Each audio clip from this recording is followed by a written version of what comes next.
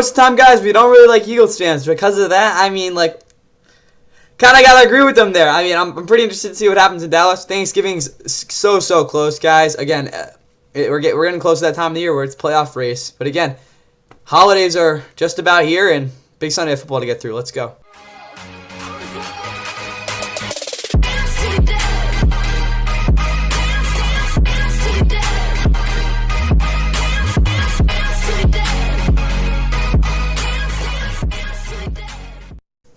With that, what is going on, guys? Welcome back to the Fun Develop. Please like and subscribe. I hope you guys enjoy this week's edition of the Sunday predictions. I'll be going through every single game, giving you guys everything you need to know, as well as giving you guys my prediction for the game.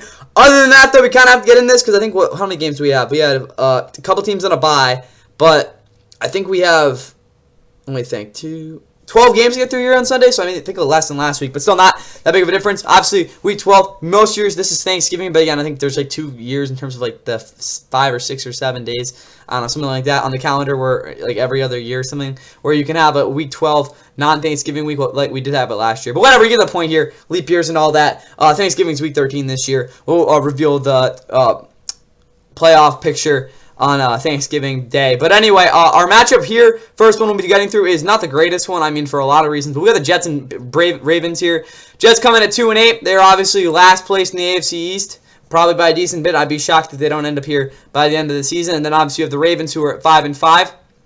At 500, or exactly where they want to be, as they are now back to 500, having found themselves in a 4-game winning streak. There is still a chance by the end of the day they will be in first place in the division after, again, being 3.5 games back of the Steelers at one point in this season, as the Steelers were 4-1 and they were 1-5. But nonetheless, for the Jets last week, it was a somewhat decent performance on Thursday night against the Patriots at Foxborough. Offensively, again, Justin Fields, who they just benched for Tyrod Taylor, didn't really get it done. He did throw a touchdown to John Mechie or something like that. And then obviously Donnie Mitchell, the guy they traded for in that Sauce Gardner move. Obviously Quinn Williams as well was traded off this team, kind of a fire sale for them. He didn't have the greatest game as he dropped like 4 passes. But overall, their defense played pretty well considering the circumstances, as well as offensively. They were at least able to move the football on some possessions. Not really, though. This Ravens team hasn't really been playing the greatest football in this 4-game winning streak. A lot of people are like, oh yeah, they're definitely turning around. I mean, they are. But realistically, guys, this team hasn't really played a full dominant game with Lamar Jackson or anyone outside of maybe you could argue that Bears game this season at all. Again, look at week 1. That was a very good effort until they blew that 40-25 lead late. Lamar in week 2, they blew out the Browns, but that wasn't really a complete, just absolute obliteration as the score might have suggested. And then the next 2 weeks when Lamar playing, they didn't play all that great as they gave up a lot of points. But again, since he's came back, we look at those 4 wins. Like I said, the Bears one was good with Tyler Huntley. But then the past 3 games Lamar started, we look back at, what was it? The first game he started, was that against they were 2-5. It's just not hitting right now. They played the Dolphins. That Dolphins game wasn't a game where they completely dominated them, again, also despite the score. And then you look at that Vikings game. That was a very ugly one. It really wasn't like any team played really that well at all. And then this past week, they almost lost to the Browns. So like, I'm not looking at this Ravens team and saying they're the most complete team right now, because realistically, outside of that Bears game where Lamar didn't even play, they haven't really put together a full effort yet. And again, until they do that, can't see them being a team that can really, again, they've been winning games, obviously, but it hasn't really been in the fashion you want to against the competition they played against. Especially, again, these next 2 games should be pretty telling for sure about how good this team is in terms of how well they can finish off games. This game, though, will be 1 o'clock on CBS, NFL Plus, Paramount Plus, the ways you guys can stream this game. If I'm not mistaken, the Jets haven't traveled here since 2019. That was the game on Thursday Night Football in Week 15 that Lamar broke the rushing record, where he ran it for over 1,200 yards. It's crazy that was that long again. A lot ago. Also, that was in the midst of his first of 2 MVP seasons. Weather for this game, you guys can see it's 54 degrees, partly sunny. Really not bad weather at all here for later December. Again, we look at the map now. Again, CBS has a decent amount of games this Sunday, but it's in yellow, so you can see not really much of the country's getting this game. Andrew Catalon, Charles Davis, Jason McCourty will be calling it for the Jets starting lineup. Tyrod Taylor is starting as Justin Fields got benched. Breece Hall had one of his better games this season. Not really, again, it was really against the Browns. Donnie Mitchell's there as well. I already talked about John Mechie. Mason Taylor is starting tight end. Offensive line's healthy. Defensively, both Will McDonald and Harrison Phillips, 2 of the more strong guys in this defense, are both questionable. Will McDonald, obviously the best player on this defense. After Quincy Williams got caught, I mean, maybe he will be, probably not though. Got benched against the Browns. He had his best game of the season last week. Jamin Sherwood's been their again best player on this entire defense overall though in terms of consistency. Secondary is a little shaky, and the kicking unit is basically, or special teams unit is pretty much good to go. For the Ravens now, Lamar's healthy. Rashad Bateman's out for this game, but outside that, they're basically healthy on offense. Look for Derrick Henry to have a big game. Defensively, they're completely healthy. Nothing really pressing for me to note there, other than the guys that have already had injured. Tyler Luke, Jordan Stout at kicker and punter. And for this game, as we look at, again, the teams in a bye this week, we have the Commanders, Dolphins, who both have lousy records. Dolphins still have a chance to make the playoffs, though. Chargers at 7-4 coming off their worst game of the season. Then, obviously, the Broncos, who are riding an 8-game winning streak and will not have lost a game, I think, like until mid-September by the time they play on Sunday, or next Sunday, that is. For this game, though, we can see is Jets and Ravens if we can find them. This game, in my opinion, I'm going to put this one in boring. Realistically, it could absolutely amount to the way that the game last week played, but the Ravens haven't played a home game with Lamar Jackson starting since week 2. It's crazy to think, but he actually hasn't started a home game. He's only started one home game this season. Again, it's just absolutely insane to say, but they were just on a 3-game road trip, so that's where they're at. So, again, I don't really see this game being particularly close. I think it's the first time we will see a complete performance by the Ravens this season. So, for that reason, obviously, I'm going to be picking the Ravens. I expect them to put up a decent amount of points. I expect them to have a very good game. I'm going to see the final score of this one. This one is 34-10. Don't expect anything crazy. That's all I got from this one. Let's get to our next game, which it isn't really much better. All right, up next is the other AFC East versus AFC North showdown here for this Sunday as the Patriots, who find themselves on an 8-game winning streak, their longest since they started that 2019 season. Last season with Brady out 8-0. So that's pretty crazy. As last week, coming off their mini bye week, they have their actual bye week in week 14. So again, just trying to finish off these next couple games strong. As off their mini bye week, before that, on that Thursday night, they beat the Jets, who obviously they're a lot better than 27-14. Again, these Patriots haven't really played the best teams right now. Despite that, though, Drake May, 281 yards. Still hasn't thrown for 300 this season. But, you know, MVP and all that. Just go with that, I guess. Trayvon Henderson, though, had another big game. He's had back-to-back weeks where he's played really good football. Here going into Cincy, that probably shouldn't change. They're facing a Bengals team that is in 3-6, and I think, if I'm not mistaken, finds themselves on some sort of losing streak. And we look at this, 1, 2, 3. Yeah, it's kind of what you get there. Jesus. Obviously, what highlights them is the fact that their defense is trash, but last week they really didn't even play that bad against the Steelers, really keeping that team in the game as their offense couldn't really find stuff. Obviously, the thing that came out of that game was Jamar Chase getting a suspension, then appealing the suspension. Very bizarre things with that, him with Jalen Ramsey, obviously, but it really didn't matter because they still got blown out either way. This game, though, will be 1 o'clock on CBS, NFL Plus, and Paramount Plus, with the ways you guys can stream this game. Patriots haven't been to Cincy since it was really just last year, as they upset them 16-10 in Week 1, as Joe Burrow in that offense for the third or fourth straight year in Week 1 couldn't do anything. As, again, the Patriots got out to a good start last year, ended up only winning 2 of their next 15 games, but still, I mean, hey, as long as you can start the year well, that was, of course, with Jacoby Brissett, of course, where Drake May didn't make his first career start until, I think, Week 6, if I'm not mistaken. Again, both these teams, standings-wise, the Patriots have a big grip here on the AFC East. They actually probably realistically have a 3-game lead on the division because the fact that the Bills have already lost 2 games in the division, and the Patriots realistically at the very most will probably only lose 1, as I don't really see them losing to either the Dolphins or Jets the rest of the way. We'll see, though. And obviously, with the Bengals, they will have a tough time making a winning record this season, if I had to guess, which would be their first one since a couple years ago, really 2020. But anyway, weather for this game, get 52 degrees. It's going to be sunny. In terms of who's announcing it, you have Kevin Harlan, Trent Green, and Melanie Collins. It's going to be in green, as you guys can see. Again, New England's getting this one, and then obviously the Cincy area in terms of Ohio. That's about it. Patriots starting lineup. Ramondre Stevenson, the starting running back, is questionable, but obviously Trayvon Henderson, Terrell Jennings, who's played fine the past couple weeks, will be getting the looks there. Receiving-wise, Keishan Boutte is back, so that'll be big. Matt Collins has been a big play guy for them the past couple weeks. O-line's healthy. Defensively, Harold Landry's questionable. That's a big loss if he does not play. But other than that, they're healthy guys. They shouldn't have too many issues. Andy Borregales is a kicker as well. For the Bengals, they definitely have some things going on. Obviously, Joe Burrow is getting closer and closer to returning, but he will not be activated for this game. Joe Flacco will continue to start for them. Chase Brown, one of his better games of the season, is there. Jamar Chase, is he playing or not? I have no idea. He's suspended, but he's yeah, he's gonna play. He's not gonna play. There we go. Samaje Perine's doubtful. Taj Brooks is behind him anyway. I mean, Gary Brett, guys, what the hell are we doing, Bengals? In the backup running back room.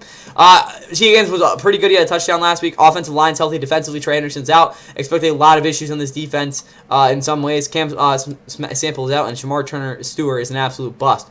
But other than that, that's really all I have on the Bengals, guys, because they're just not very good. In terms of this game, though, I'm going to put this one in decent. I expect the Bengals to be able to put up some points. I just don't see how they're going to be able to play a well-rounded enough game to stay in this one for too long. I don't think the Patriots are going to exactly blow them out, but I expect them to win at least somewhat definitively. We'll learn to say they're going to win this one 27 to, let's say, 24. Maybe the Bengals score late or something. This is definitely a game I could see as an upset, but I don't really see how this Patriots offense, even despite them maybe not being the best, one of the best in football, are going to have too many issues. Then again, they haven't exactly been the most imposing team all season despite their record and their win streak. That's all I got for them then, though. Let's get to our next game, which is a lot of stuff's going on in this next one, guys. And how about this game, as we do have the Chicago Bears hosting the Steelers here in a pretty darn important matchup for both these teams, as the Bears find themselves atop the NFC North for the first time in who knows how long. I think it was 2020 because they were like started out 5-1 or something that year. I don't really know, maybe not. But yeah, this Bears team, it's very rare to see them in top division. So the fact that is the case this week is pretty insane. So they're also off to their best starts in 2018, the year that they had the best defense in football, and proceeded to lose on that double doink to the Eagles in that wild card game. But anyway, they're now 7-3. They are on a decent amount of wins, right? That's very awkward. They're on a 3-game winning streak. They haven't exactly played the most prolific performances, but on offense, a game like the Bengals did a couple weeks ago, and then you look at that game they had against the Vikings last week, they were able to figure those out. Neither one of those games they exactly played the most, again, well-rounded football, like I've said. But again, look at the Bears win. They've just been a team that has won in crazy fashion in 3 weeks. They can't really play a normal game, as well as play again a whole game well. We'll see what happens though. This is definitely a game they don't want to have to mess around with, because this Steelers team is one to mess around better than they would. All right, no Diddy, but still for the Steelers, they're 6-4. They've had a little bit of a shaky stretch as of late. As prior to last week, they had a really bad game against the Chargers. But I mean, honestly, last week might have been worse as Jalen Ramsey got tossed. They still won by a lot, but obviously Aaron Rodgers was starting quarterback.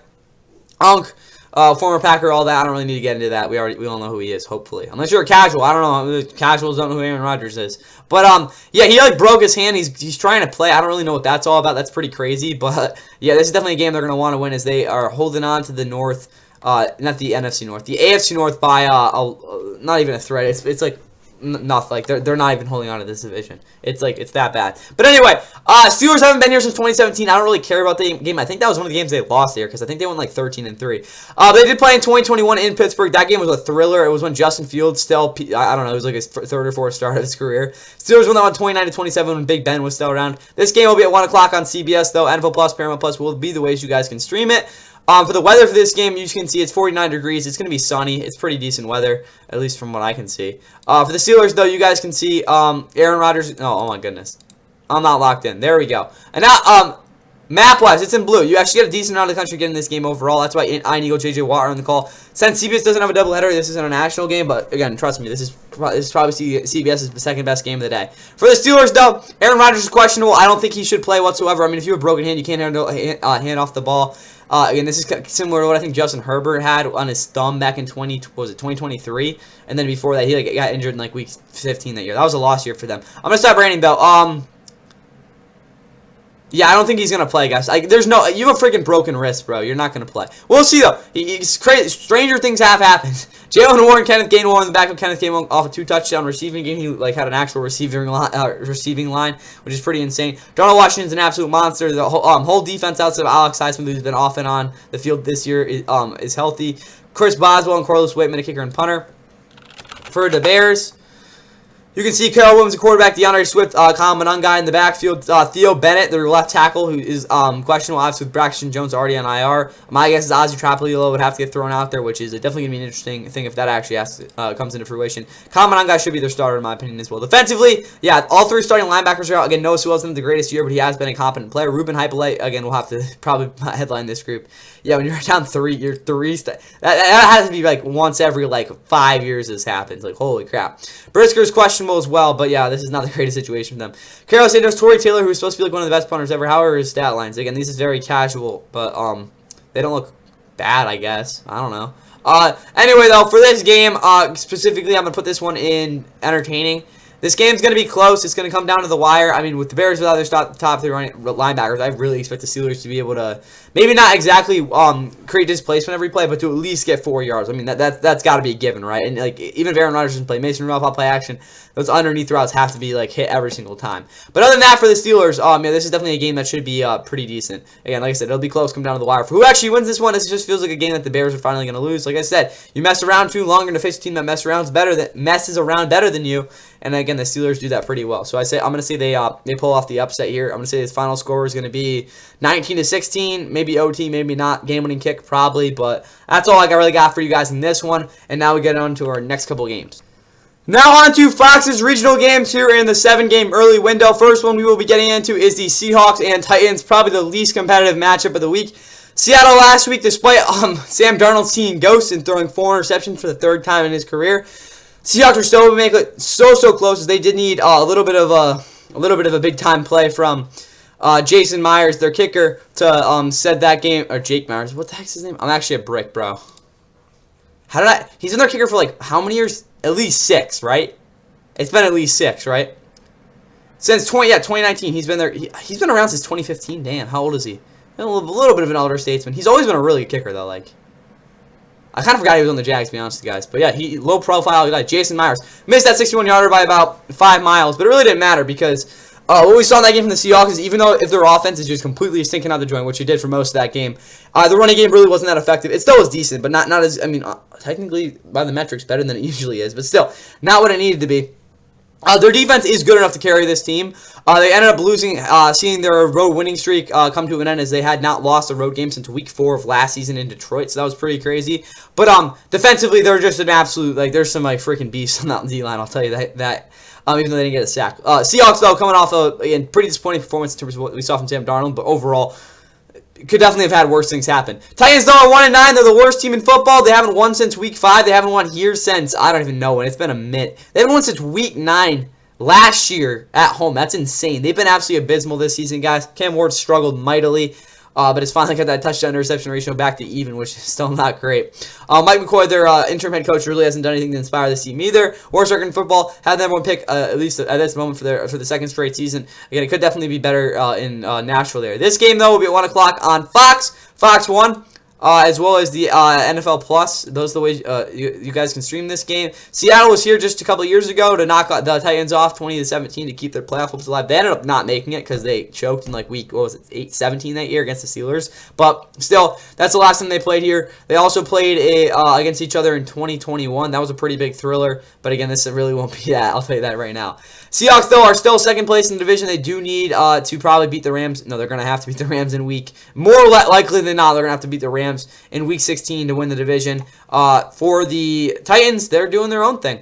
I forgot to change this. But we can go to Nashville anyway. Not literally, but yeah, Nashville weather. Yeah, there we go. 2 o'clock. Again, this weather, it's going to be sunny, 57 degrees. Again, really nice. Again, it's going to be fine. Again, map-wise, you can see it's in green. A whole Northwest gets in the Nashville area, and thankfully nowhere else. Seattle starting lineup. Sam Darnold's at quarterback. Kenneth Walker's questionable. Zach Charbonnet didn't get the greatest workload last week. Torrey Horton's out again. Rashid Sheet still hasn't really broken out. This could definitely be the week he does it. Robbie Austin, fullback, is questionable, as well as Grace Abel, who has been an absolutely fantastic left guard for them. He was my number 1, I think, if I'm not mistaken, interior offensive lineman, so I'm pretty happy about that. Defensively, Riley Mills is out. He played a lot last week. Tyrese Knight is out, as well as Ernest Jones, who's questionable. We'll see if he can play. I'm going to guess he will. But other than that, they're basically good to go. For the Titans now, I don't know, maybe not against the Titans, who knows. Game Manor's out, who's their number 1 receiver now, with Calvin Ridley going out for the year with a broken fibula. Van Jefferson is now really their go-to guy. Xavier Restrepo, I guess, will get some routes this week as well if you have him in Dynasty for whatever reason. Corey Levin's also questionable as the 5th string water boy. Gerald Baker's questionable. Xavier Woods is out there starting free safety, who has not had the greatest year. Other than that, they're healthy. For this game, obviously, it's a complete snooze fest, guys. This game will not be close for any minute, especially with how Seattle seems to get off to fast starts outside of last week, even though, again, considering they were held out of the end zone until like late in the 4th quarter. They're usually out to a fast start, so that's what I'll say there. In terms of like a bold prediction, if you were going to do those things, if we can actually get this to register, I guess we won't for a minute. We're just going to have to sit. Sometimes that's what you got to do. There we go. All right, this game, picking Seattle to win. I'm going to say they're up 42-0 at the half. We're going to say final score is 51-6. There's your score. That's pretty outrageous. We'll see if it actually comes to fruition. Our next game should be like that, but maybe not. All right, last regional game here in the early window we will be discussing. We have, not discussing, the last regional game, like in general. We got the Giants and Lions, as the Giants are now fallen to 2-9 for the 2nd straight season, which is just, it's not great to be in this situation, guys. Like, maybe it's the 3rd straight year. Jeez, it's been rough for the Giants the past couple years. No, It's second straight year because they were better than that 2 years ago. But anyway, Giants are now 2-9. Jameis Winston did his best last week to give them the win, other than, again, the fact that last play that him and Jalen Hyatt weren't even on the same book, forget the same page, as they have now lost 5 straight games. At least defensively, they held them off a little bit better than usual last week, as that defense definitely had their issues this season. Again, Mike Kafka in his first game as their head coach as well, obviously, with Brian Dable getting fired after that collapse in Chicago 2 weeks ago. Lions played really well against the Bears back in week 2 as they put up 52 points in that one. Haven't really seen that same offense for a while now, as they had one of their worst games of the season. Jesus, as they scored only 9 points. You gotta be shitting me, bro. Anyway, though, Jared Goff sucked. They didn't really score a lot of points. I mean, defensively, they weren't that bad, but some undisciplined plays kind of hurt them as well, as they're now 6-4. It's their worst record through 10 games since 2022. And now they look to bounce back here against a Giants team that they very well can do that against. The Giants haven't been here since 2019, if I'm not mistaken. That game was pretty close, if I remember. Like 31-26, yeah. Stafford was still around, obviously. They don't really play too recently. I think they played in 2022. The Lions knocked them off 31-18, so not the most favorable for the Giants in that sense. This game, though, will be at 1 o'clock on Fox. Fox 1, Edible Plus are the ways you guys can stream it. Again, looking at the standings for both these teams, again, the Lions find themselves a game out of first place. But again, they do have the head-to-head with the Bears so far this season.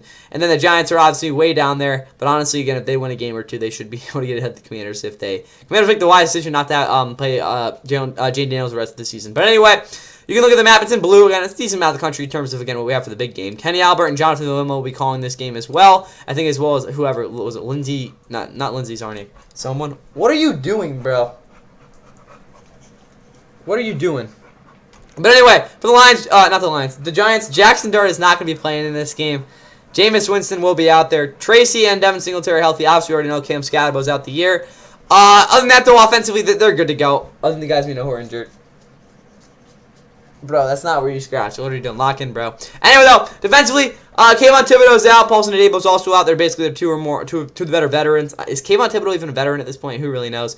Newbin and DeAndre Banks are both questionable. Both rather not having good years, and then obviously everyone else is somewhat good to go. Kuzer kicker, obviously, with Graham Gano. I mean, basically just like a freaking... He's broken down at this point. I don't know another way to put it. Gillen, Olszewski at returner. He's basically the best offensive player, too. But this game, honestly, I'll put this one in decent. I expect it to be a close enough game, but don't expect this game to be, I don't know, super duper crazy. For who's going to win it, you got to be kidding. Why are we doing this? There we go. For me, I'm going to pick the Lions. Again, they're minus 1,000, which is just insane. This game should be somewhat decent, like I said before, but I'm going to say that they win this one. What are we going to say? 31-20? I think that's a pretty fair score. Lions offense sort of they have a bounce back game here against the Giants. Now wrapping up our NFC North Tour and our first game of Fox's doubleheader, also the first national game we will be going over today. We have the Vikings and Packers. Vikings are not having the greatest stretch now, as they have now lost 3 out of their last 4. More than that, actually, now we think about it. Let's see. They started out, what was it? There we go. All right. No. Yeah, they're 3-2. 4 out of their last 5, 4th game out of their last 5, and if not for some J.J. McCarthy, not really. The Vikings' defensive heroics, they would probably not have beaten that Lions team in Detroit in Week 9. But other than that, this season has been highlighted by J.J. McCarthy being absolutely trash, and yeah, that's probably why they wanted Carson Wentz to continue to play there.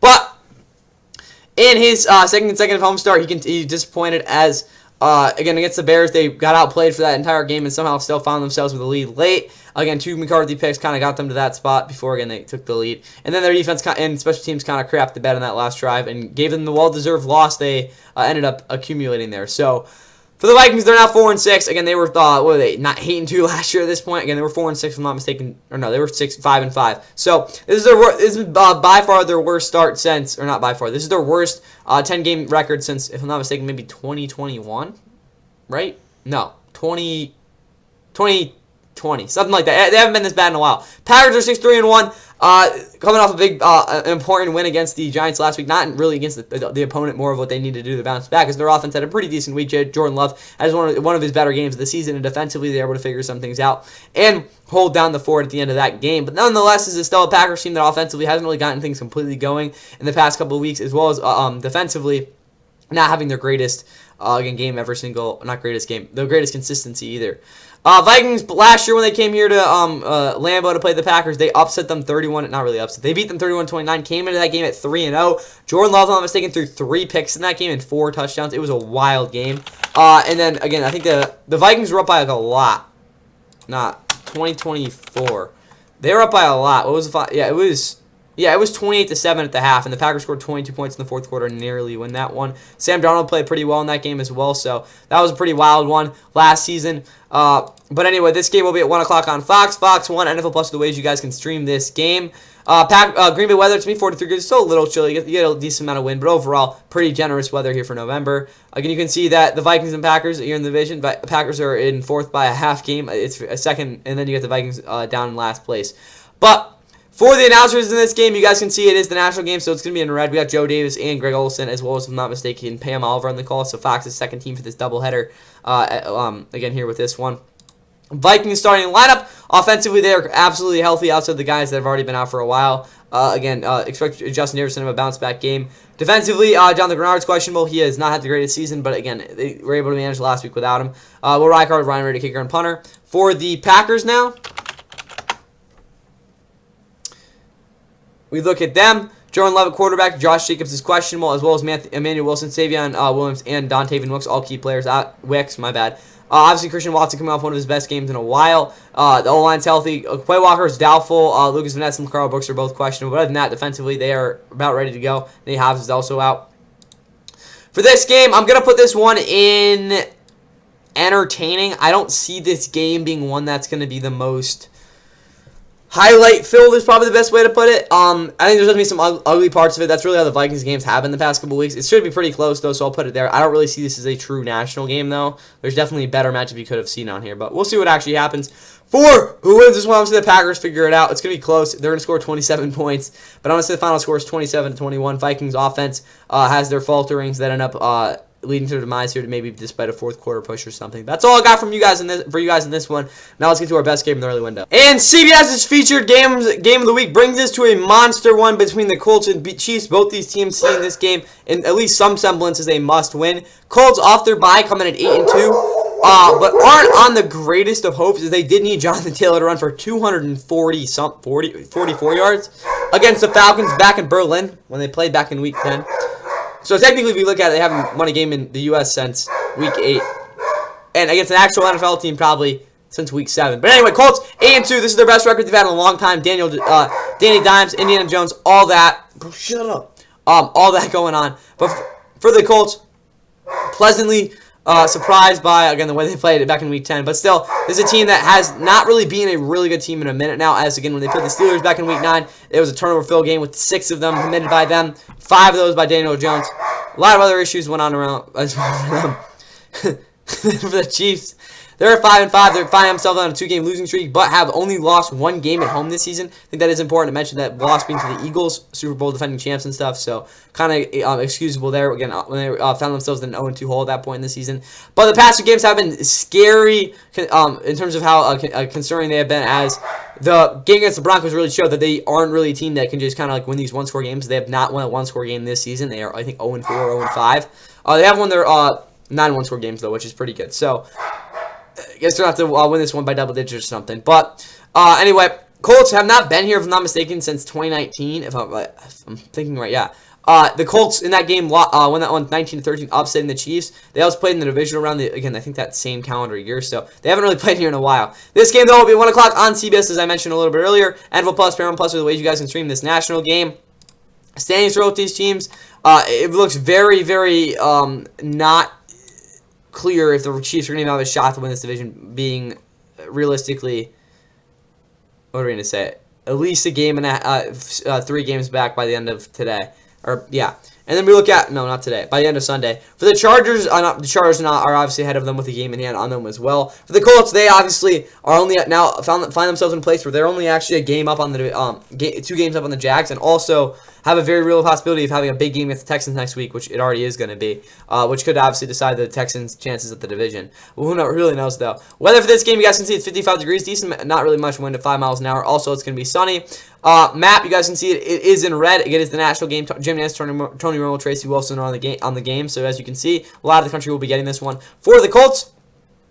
Indiana Jones a quarterback, but other than that, offensively, they are about as healthy as they'll get the rest of the season. Defensively, though, also about as healthy as they'll get. Obviously, Sauce Gardner making his second start as a Colt, first with them in the States. There we go. Michael Badgett, kicker as well for the Chiefs. Isaiah Pacheco's out once again. Kareem Hunt's been the better back, though, honestly, the past 2 years. Xavier Worthy's questionable, as well as Kingsley Suamatawa, who has had a decent year overall when he's actually been on the field. I don't really know what's going on with them there. But defensively, they're about as healthy as they'll probably be for a while. Of course, Omar Norton-Lott. Is there any update on his return? No, he tore his ACL. What am I doing? That was actually casual. My bad, guys. Bucker, the punt god, Nicky Remigio, and James Winchester there as well. I don't even know what happened to Felix Uzama.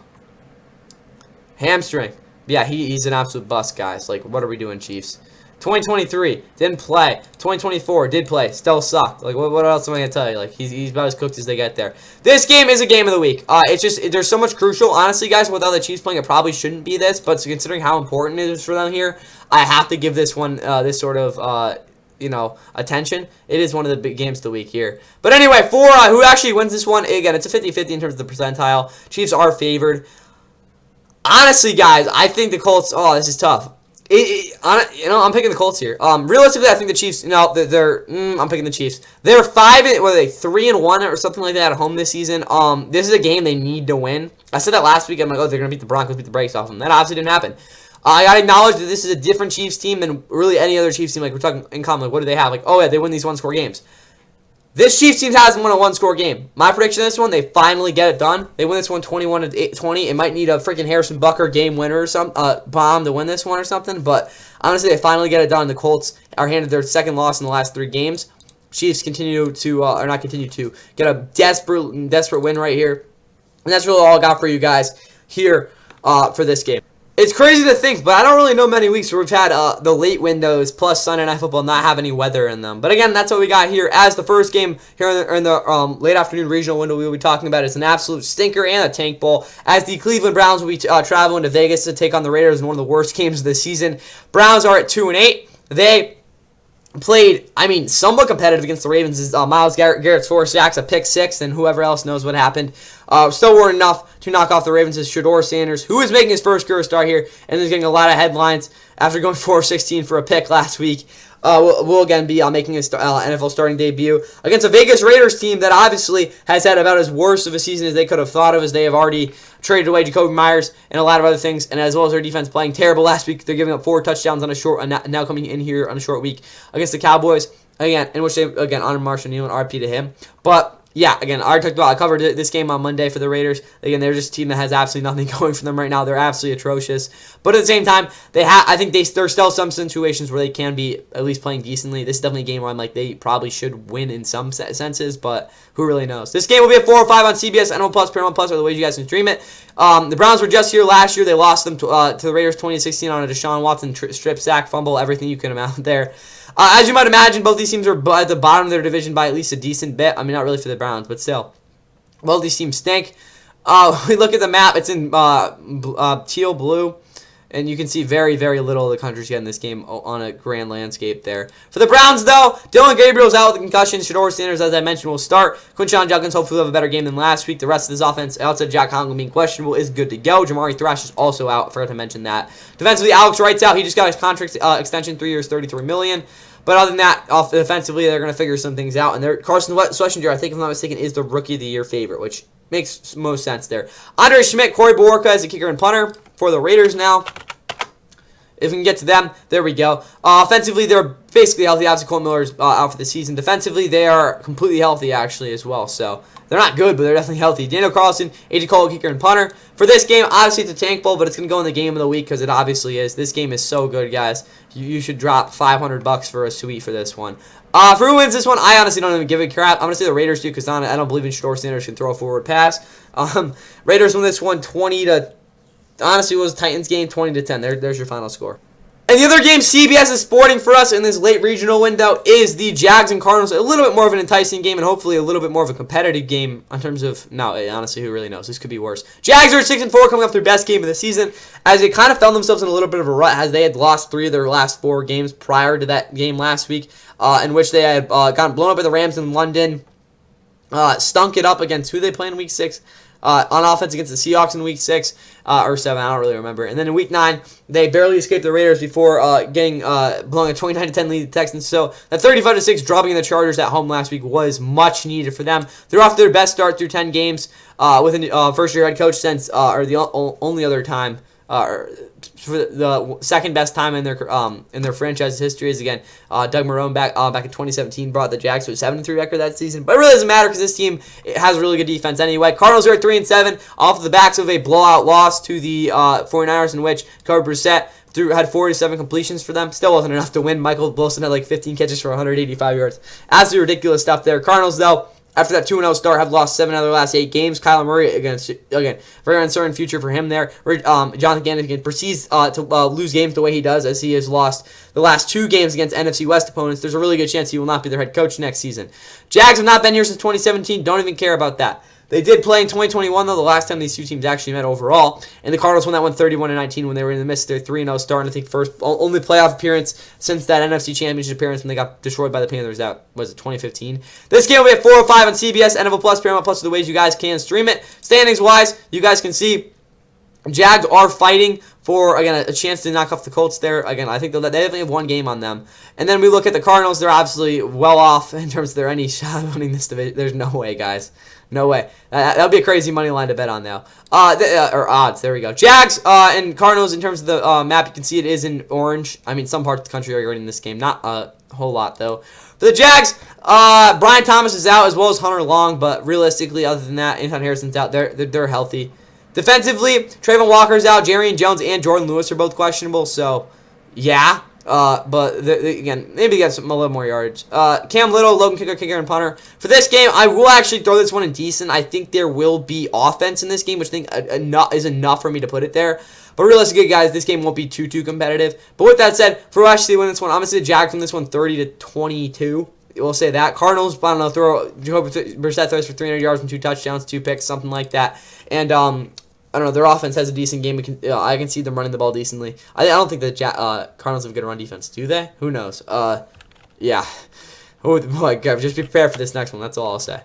Now moving into the national window, and trust me, this is not Fox's big game this week, as we have the Falcons and Saints kicking it off here, as this game will probably be about one of the lesser games of the season.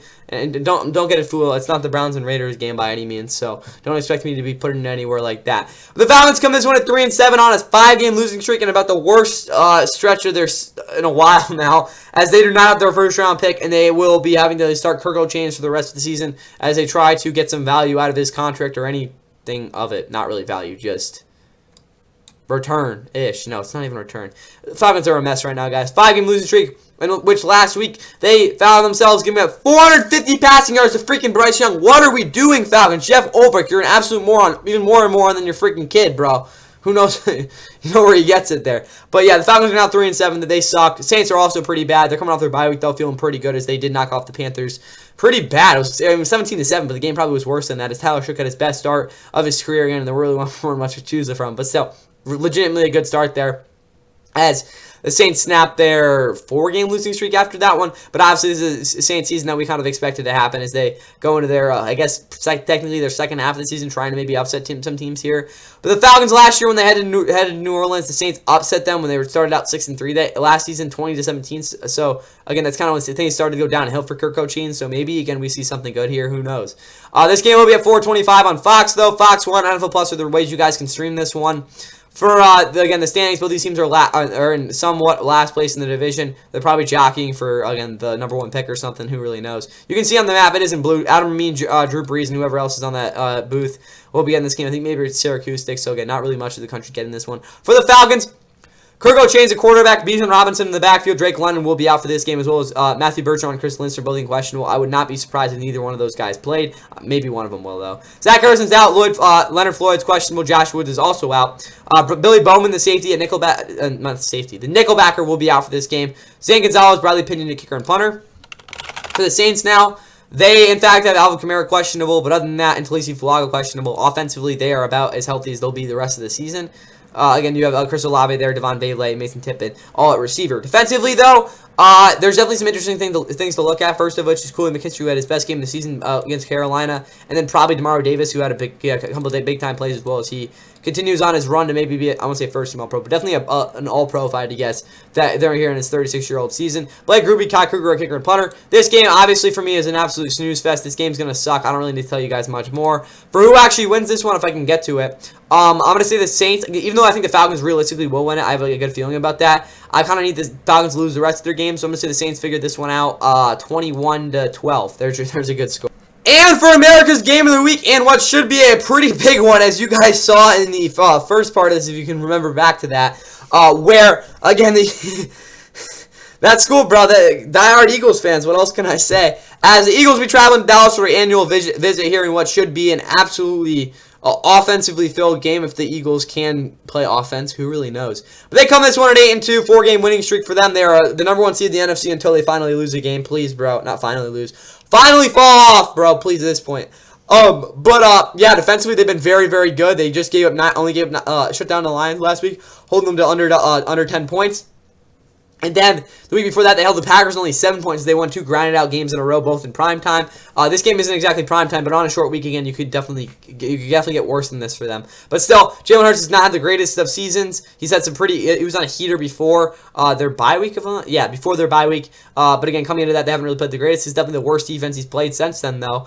And also, Saquon, I expect to have a decent day. For the Cowboys, though, they're 4-5-1, coming off one of their better games this season as they took care of the Raiders pretty easily, 30-16 on the back of a 21-point second quarter. This is still a Cowboys team defensively that has a bunch of questions despite having a good game last week. And obviously offensively having George Pickens and CeeDee Lamb having a very, very nice day overall for both of them. The Eagles, though, last year when they came here to Dallas, again, that was the first game with Dak out the rest of the season as they won that one 34-6 pretty easily, again, being the Super Bowl champs. Kind of saw that one coming there. But anyway, this game will be at 4:25 on Fox. Fox 1, NFL Plus with you guys. You guys can stream America's Game of the Week. Again, looking at these two teams in the division, if I'm not mistaken, if the Eagles win this game and the Cowboys lose on Thanksgiving, and then the Eagles, all right, so this is how it's going to have to work. Eagles win this game. Cowboys are playing on Thanksgiving. They lose that one, and then the Eagles win on Black Friday against the Bears. They do clinch the NFC East. Not the NFC East, right? No, yeah, they clinched the NFC East and will become the first back-to-back division champ since, I think, 2004, if I'm not mistaken. So there's a chance for the first time in a long time. Again, I understand that I think the Bills clinched division in Week 13 last year. First time in a while we've had a team before NFL Sunday, Week 13, clinch the division. So that would be pretty crazy, and it seems somewhat likely as of right now. But for the map, you guys can see the whole country, almost the whole country is getting this game. You got Kevin Burkhardt, Tom Brady, Tom Rinaldi, and Aaron Anderson in the call. Fox's number 1 team, obviously. For the Eagles in their starting lineup, they're healthy. I mean, nothing really changing. Oh, Lane Johnson, now that's definitely interesting. Fred Johnson, they're really their only capable player on as a backup will definitely start. Defensively, though, we'll look out for Cooper DeJean to have another impactful game. N'Kobe Dean and Dak Bond have looked really good at linebacker the past 2 games. Other than that, Jalen Phillips has been an absolute X-factor for them since being traded from Miami. That's all I got there for them, though. Cowboys time and their high-powered offense, if we can get to them.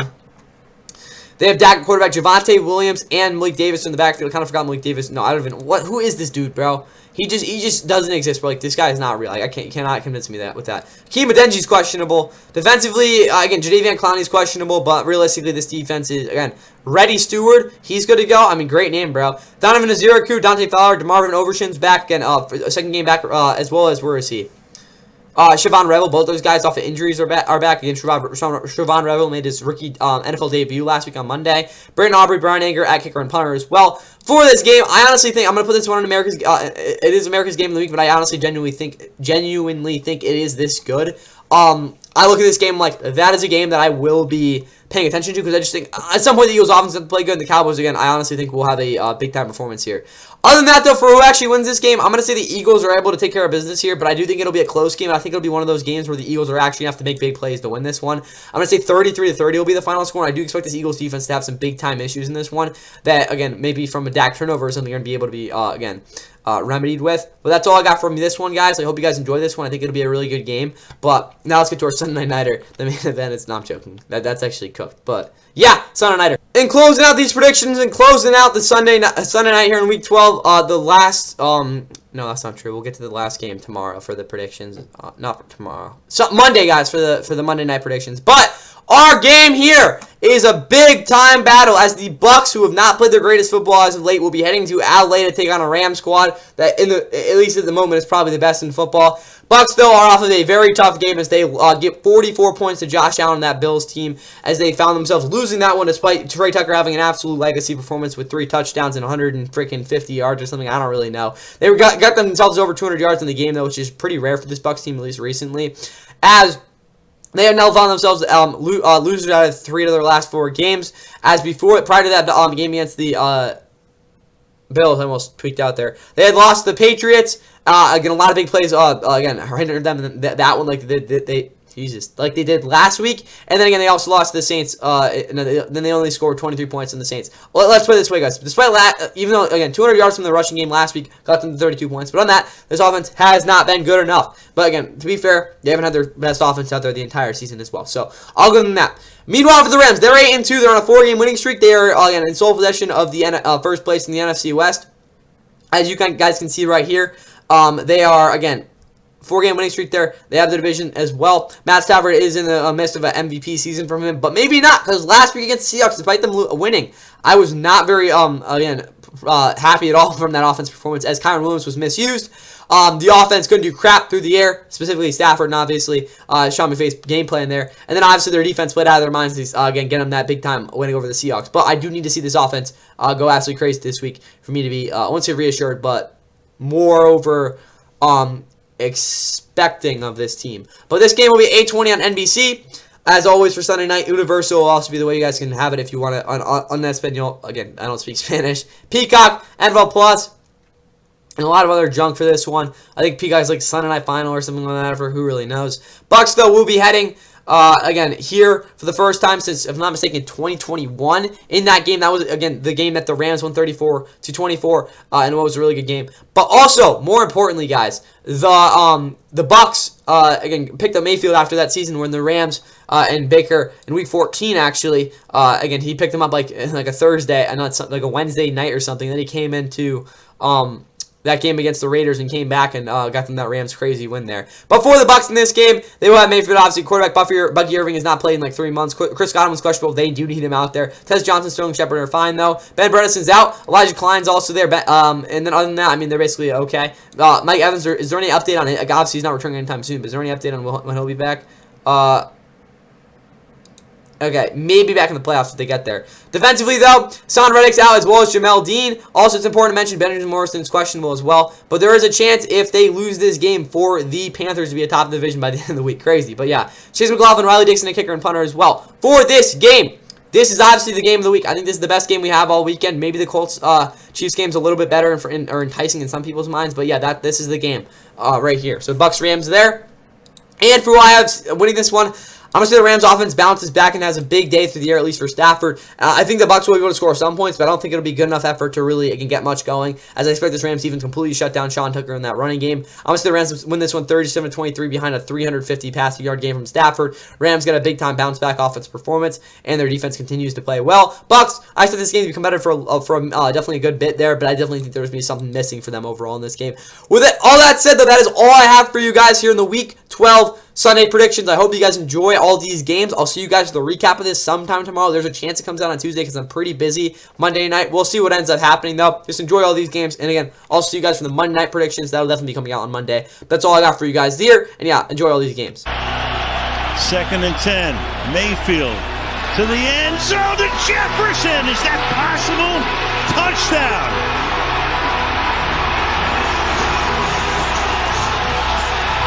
This is impossible. They go 98 years.